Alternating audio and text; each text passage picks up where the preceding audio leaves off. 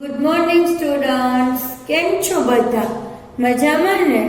અંજલિ વિદ્યા મંદિરમાં આપ સર્વનું સ્વાગત છે.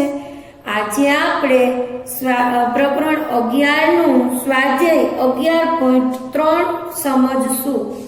આપણે અગાઉના બે વિડીયોમાં સ્વાધ્યાય 11.1 અને 2 સમજ્યા હતા.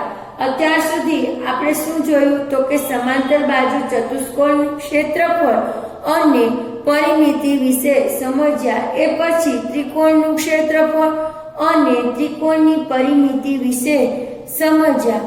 હવે આપણે અહીં વર્તુળ, આજે ચેપ્ટર છે 11.3, એમાં આપણે વર્તુળ વિશે સમજશું. તો એમાં પણ તમારે 3 સૂત્રોને યાદ રાખવાના છે કે જુઓ, જ્યારે પણ વર્તુળની ત્રિજ્યા શોધવી હોય તો તમારે શું કરવાનું? વ્યાસ આપેલો હોય અને ત્રિજ્યા શોધવાની હોય તો તમારે શું કરવાનું? તો કે વર્તુળનો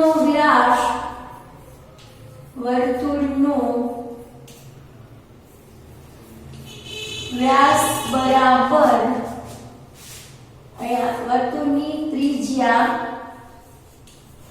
બરાબર વ્યાસ ના છેદમાં 2. આ એનું સૂત્ર છે, બરાબર છે.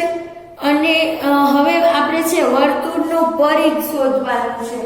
તો વર્તુળનો પરિઘ બરાબર 2πr. અહીં r એટલે શું છે? ત્રિજ્યા છે. જ્યારે આ સૂત્ર શોધવું હોય અને વ્યાસ આપેલું હોય તો વ્યાસ ભાગ્યા 2 તમારે કરવાના રહેશે, જેથી તમને r ની કિંમત મળી જશે. હવે એ રીતે અહીં r છે તો અહીં તમને કહું કે ભાઈ r બરાબર ત્રિજ્યા. એ રીતે વર્તુળનું ક્ષેત્રફળ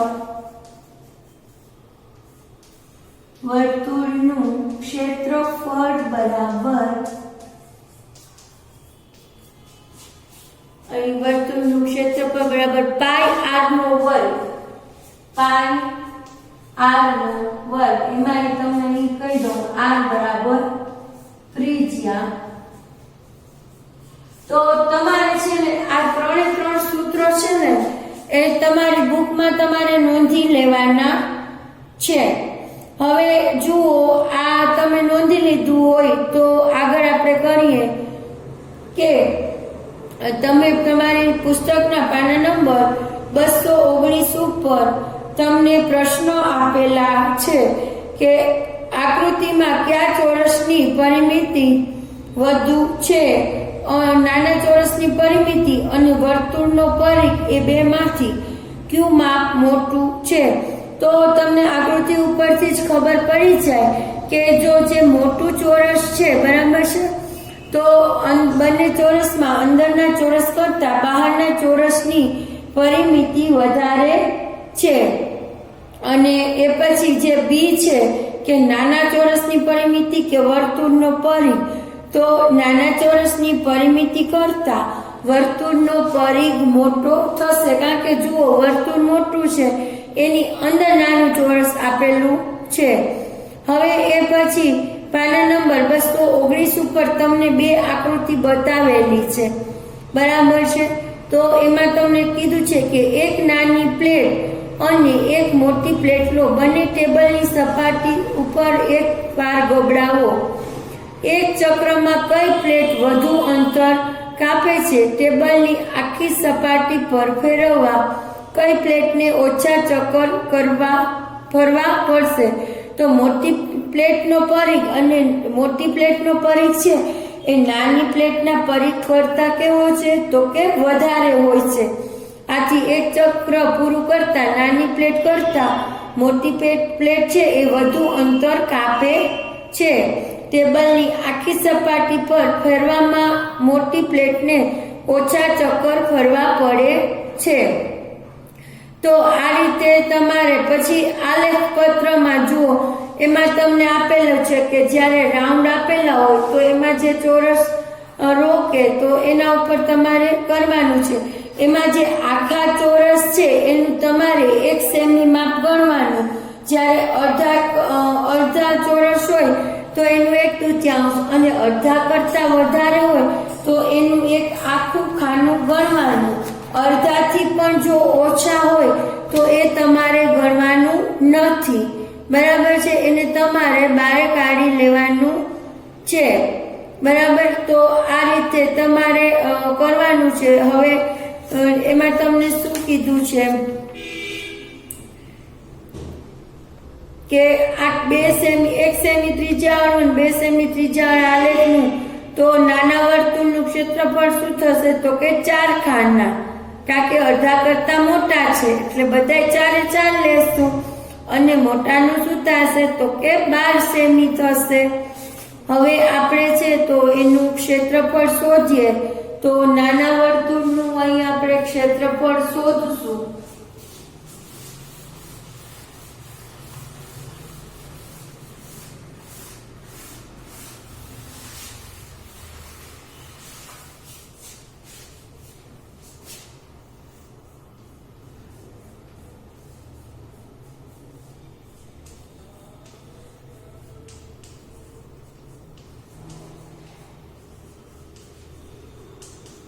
નાના વર્તુળનું ક્ષેત્રફળ બરાબર પાઈ r નો વર્ગ. પાઈ r નો વર્ગ, પાઈ એટલે અહીં 22/7 ગુણ્યા 1 ગુણ્યા 1. 1 સેમી નું 1 છે એટલે આપણે 1 લેશું. તો અહીં 22/7 તો 22 × 7 કરશો એટલે આવશે 3.14. બરાબર. હવે મોટા વર્તુળનું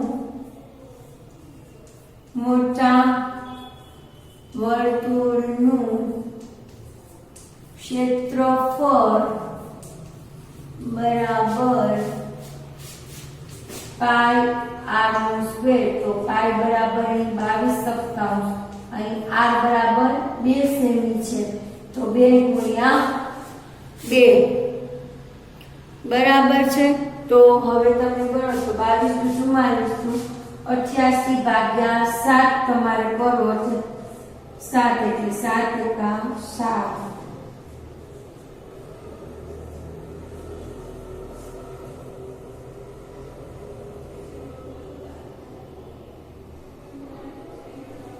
તો અહીં તમારે જવાબ કેટલો આવશે તો કે 12.57 સેમી. બરાબર છે. અહીં તમારે 12.57 સેમી જવાબ મળશે. બરાબર છે. તો અહીં આપણે છે હવે આપણે અહીં સ્વાધ્યાય 11.3 ચાલુ કરીએ. તો જો એમાં આપેલું છે કે નીચે વર્તુળની ત્રિજ્યા આપેલી છે, એના પરથી વર્તુળનો પરિઘ શોધવાનો છે. તો તમને એમાં કીધું છે કે પાઈ બરાબર 22/7 તમને જે કહેવામાં આવ્યું હોય તો લેવાનું, નહીં તો 3.14 પણ ઘણી વખત કહેવામાં આવે છે. તો અહીં આપણે દાખલા નંબર પહેલાનો એ કરીએ. આપણે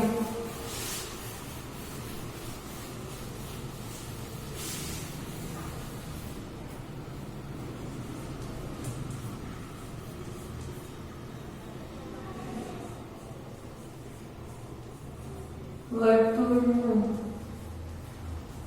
પરિઘ બરાબર પાઈ r નો સ્ક્વેર. પાઈ બરાબર 22/7 ગુણ્યા r બરાબર કેટલી કિંમત છે તો કે 14 સેમી. તો ગુણ્યા 14 અને ગુણ્યા 14 તો અહીં 7 14 એટલે 22 ગુણ્યા 14 તમારે કરવાના થશે એટલે તમારો જવાબ આવશે આમાં સૂત્ર નહીં આવે, સૂત્ર આવશે 2πr. તો 2 ગુણ્યા 22/7 ગુણ્યા 14 તો આવ્યા તો 22 88 સેમી. આ રીતે એનો જવાબ આવશે.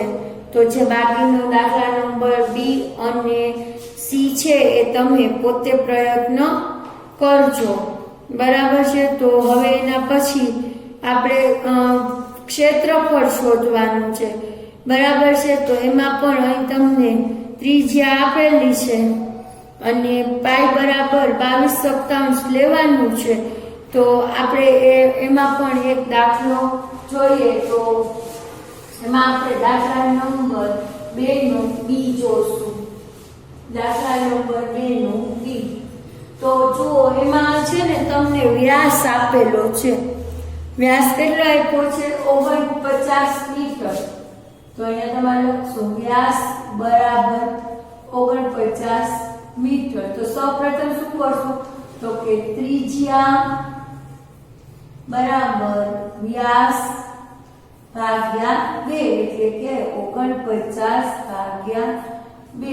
તો આપણે એમને લેવા દઈએ તોય ચાલે.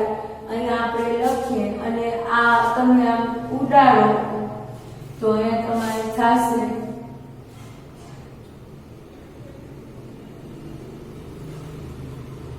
48 એટલે અહીંયા 2 અને 8 એટલે 24.5 આવશે. અહીંયા તમારે ત્રિજ્યા એમ ન લેવું હોય તો 49/2 પણ તમે લઈ શકો. અહીંયા આપણે સૂત્ર મૂકશું, વર્તુળનું ક્ષેત્રફળ બરાબર, આપણે અહીં છે ને આને આ જ રકમ એમને લઈ લેવાની છે. ક્ષેત્રફળ બરાબર પાઈ આર વર્ગ. આનું સૂત્ર આ જ આવશે, પાઈ આર નું વર્ગ. તો પાઈ બરાબર અહીં આપણે 22/7 ગુણ્યા 49/2 ગુણ્યા 49/2. તો આ ઉડાડીએ તો 7 49. આને આ ઉડાડીએ તો અહીંયા શું આવશે? 11 આવશે.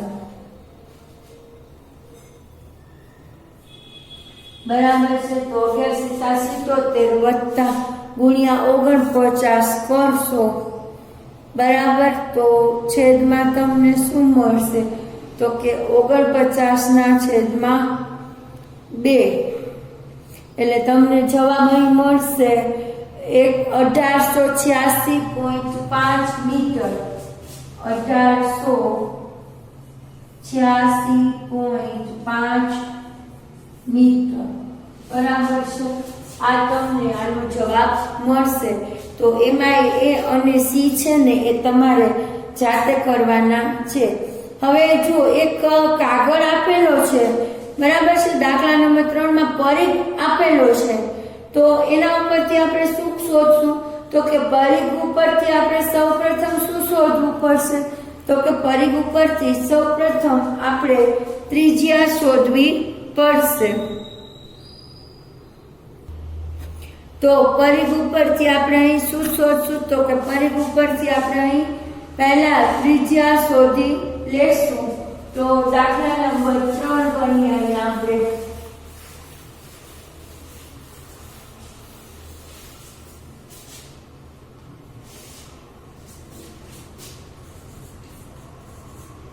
આપણે લખીએ પરિઘ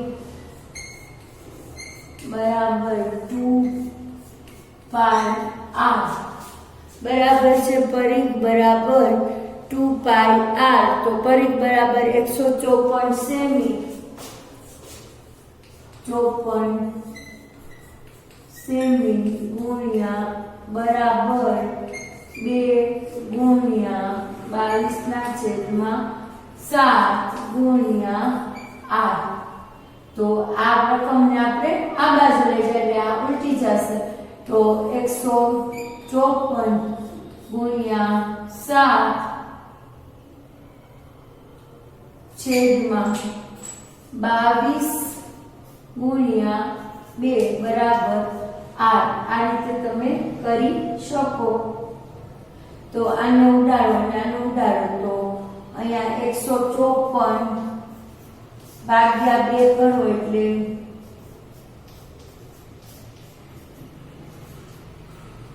આને ઉડાડો એટલે 77.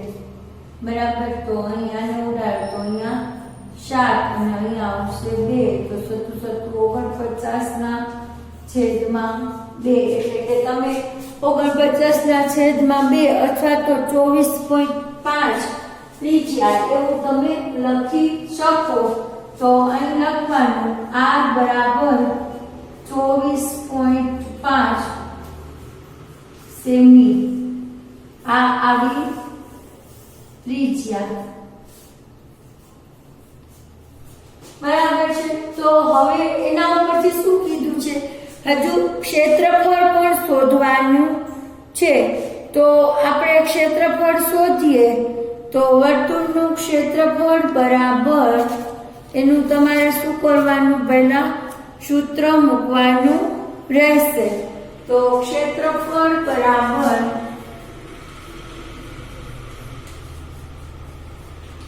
પાઈ r નો વર્ગ, પાઈ બરાબર 22/7 ગુણ્યા આપણે અહીં 49/2 લઈને ગુણ્યા 49/2 તો 49 અને આનો તમે કરો તો ગુણાકાર ને બધું કરશો તો એનું કેટલું આવશે, તો કે એનો જવાબ આવે છે 373/2. 3773/2 જવાબ અહીં આવે છે, આવડા એટલે 11. બરાબર. તો એને તમે રાખશો એટલે તમને કેટલા મળશે, તો કે 1886.5 1886.5 સેમી. બરાબર છે. સોરી, જો મીટર આપેલું છે તો મીટરનો સ્ક્વેર કરશું, અહીંયા સેમી આપેલું હોય તો સેમીનો સ્ક્વેર કરવાનો. બરાબર છે. તો અહીં તમને આ દાખલા નંબર 3 બરાબર સમજાઈ ગયો હશે. હવે જુઓ એના પછીનો જે દાખલો છે એમાં શું કીધું છે કે એક માળી 21 મીટર વ્યાસવાળા બાગની ફરતે એક બંધ બાંધવા માંગે છે. તો ફરતે 2 વાર ફેરવવા માંગતો હોય તો દોરડાની આપણે શું કરવાની છે, લંબાઈ. કિંમત 1 મીટરના 4 રૂપિયા હોય તો જરૂરી દોરડાની કિંમત પણ શોધો. તો સૌપ્રથમ આપણે શું કરશું, તો કે અહીં બાગનો વ્યાસ આપેલો છે તો સૌપ્રથમ શું શોધવાનું, ત્રિજ્યા. બરાબર છે. તો આપણે અહીં આ દાખલો કરીએ, દાખલા નંબર 4.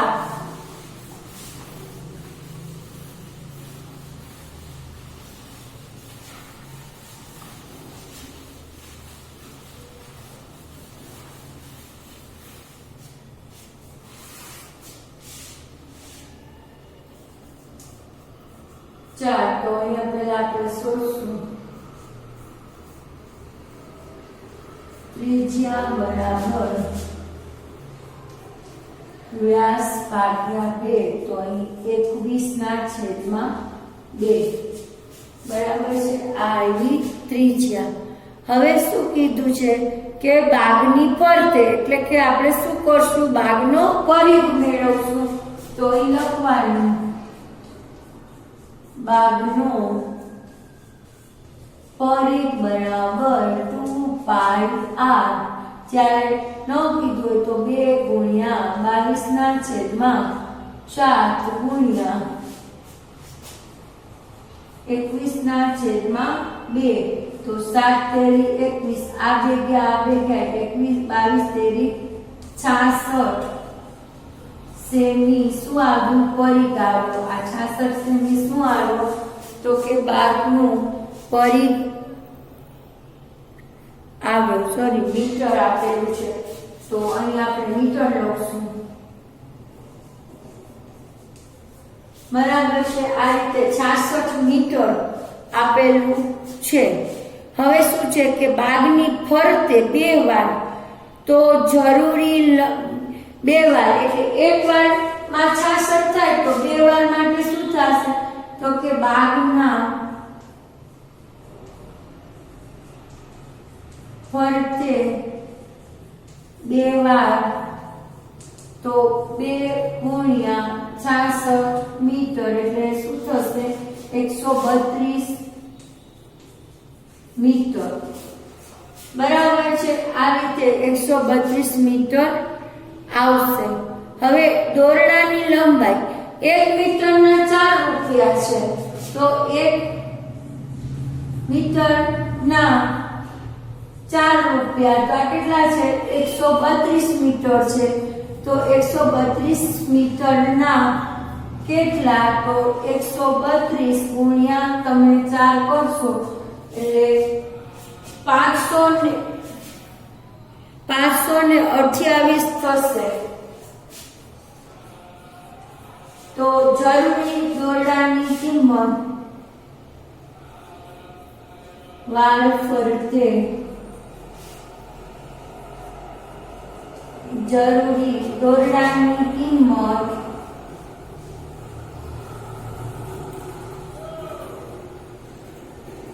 કેટલા થશે 528 બરાબર છે। તો આ થયું આ દાખલો અહીં પૂરો થાય છે।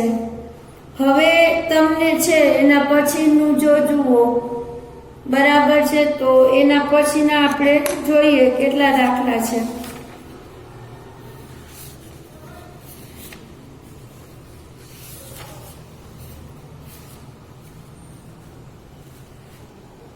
ચાલો એના પછીનો આપણે દાખલા નંબર 4 જોઈએ તો એમાં 5મો દાખલો એમાં શું કીધું છે કે 4 સેમી ત્રિજ્યા વાળા વર્તુળાકાર કાગળમાંથી 3 સેમી ત્રિજ્યા વાળા વર્તુળાકાર કાગળ દૂર કરવામાં આવે તો બાકીનાનું ક્ષેત્રફળ શોધો। તો એક r બરાબર 4 સેમી છે અને એક r બરાબર કેટલું છે તો કે 3 સેમી છે। તો આપણે કરી શકીએ કે વર્તુળનું ક્ષેત્રફળ બરાબર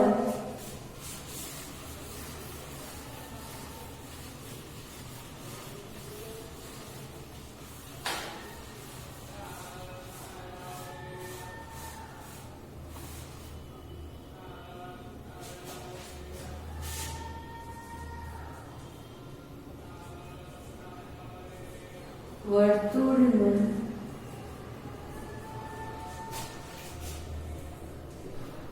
ક્ષેત્રફળ બરાબર વર્તુળનું જે ક્ષેત્રફળ છે તો એનું શું થશે તો કે પાઈ r નો વર્ગ પાઈ ગુણ્યા r નો વર્ગ।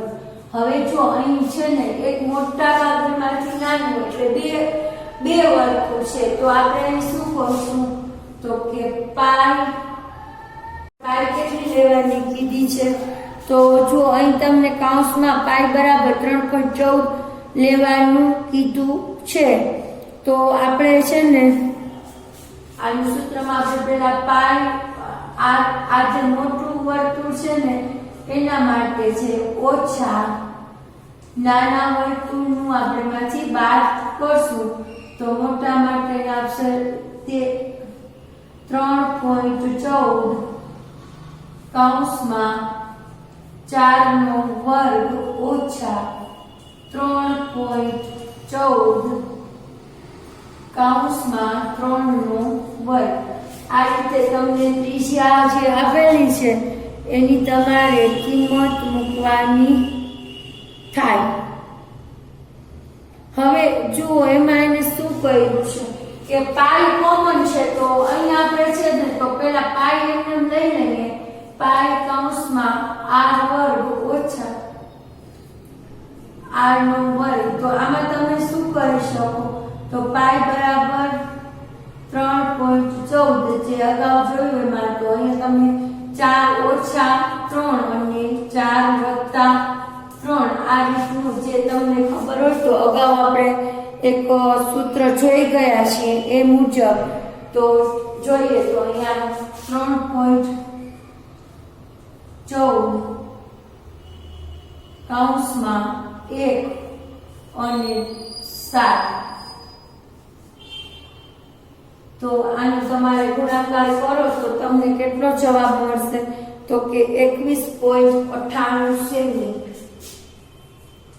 23.98 સેમી નો તમને અહીં જવાબ મળે છે. સેમીનો સ્ક્વેર શું આવશે? સેમીનો સ્ક્વેર. બરાબર છે. તો આ રીતે આ દાખલો અહીં પૂર્ણ થાય છે. હવે જુઓ, તમને દાખલા નંબર જે 5 કે 6 કીધો છે એ તમારે પોતે કરવાનો છે. બરાબર છે. હવે દાખલા નંબર 7 આપણે જોઈએ. એમાં કીધું છે કે અર્ધવર્તુળાકાર આકૃતિની નો વ્યાસ આપેલો છે, તો એના ઉપરથી પરિમિતિ શોધો. બરાબર, વ્યાસ સહિતની પરિમિતિ શોધો. તો સૌપ્રથમ આપણે શું ત્રિજ્યા તો તમને ખ્યાલ જ છે, તો આપણે કરીએ ત્રિજ્યા બરાબર વ્યાસ ભાગ્યા 2.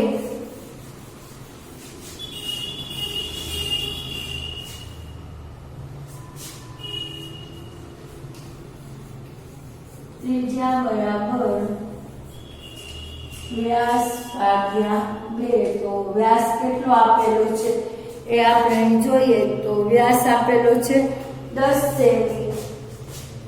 10/2 એટલે 5 સેમી. શું આવ્યું? ત્રિજ્યા 5 સેમી આવી. હવે અર્ધવર્તુળનું ક્ષેત્રફળ બરાબર અર્ધવર્તુળનું ક્ષેત્રફળ બરાબર, પહેલા તમારે વર્તુળનું ક્ષેત્રફળ કેટલું આપ્યું છે?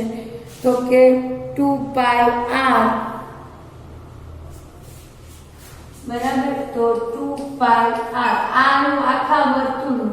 હવે અડધું છે તો ભાગ્યા 2 એટલે શું થશે? 2 ઉડી જાય એટલે પાઈ અને r. તો અહીં તમને પાઈ કેટલા કીધા છે લેવાના? તો પાઈમાં કાંઈ કીધું નથી. જ્યારે પાઈ બરાબર કિંમત ન આપેલી હોય તો તમારે 22/7 ગુણ્યા 5 એટલે કે 22/110 ભાગ્યા 4.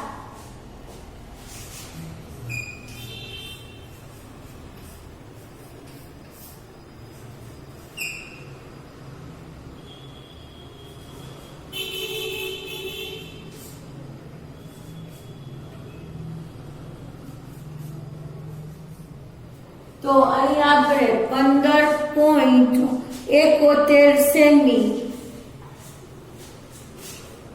15.71 સેમી શું આવ્યું? અર્ધવર્તુળનું ક્ષેત્રફળ આપણને 15.71 સેમી મળ્યું.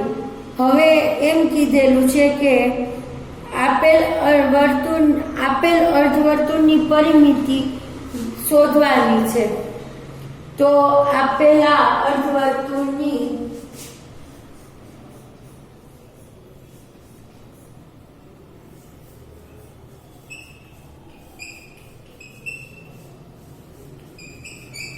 પરિમિતિ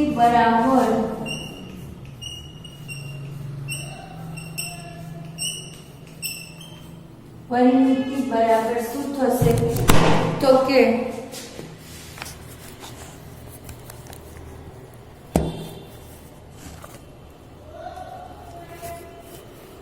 પરિમિતિ બરાબર તમારે શું કરવાનું? તો કે પરિઘ વત્તા વ્યાસ.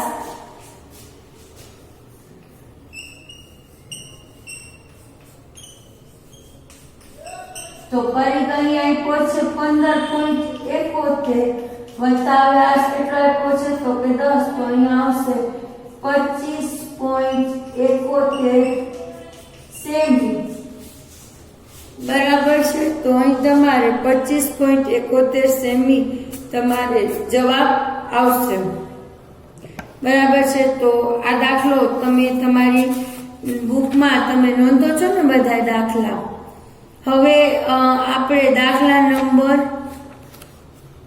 8 જોઈએ.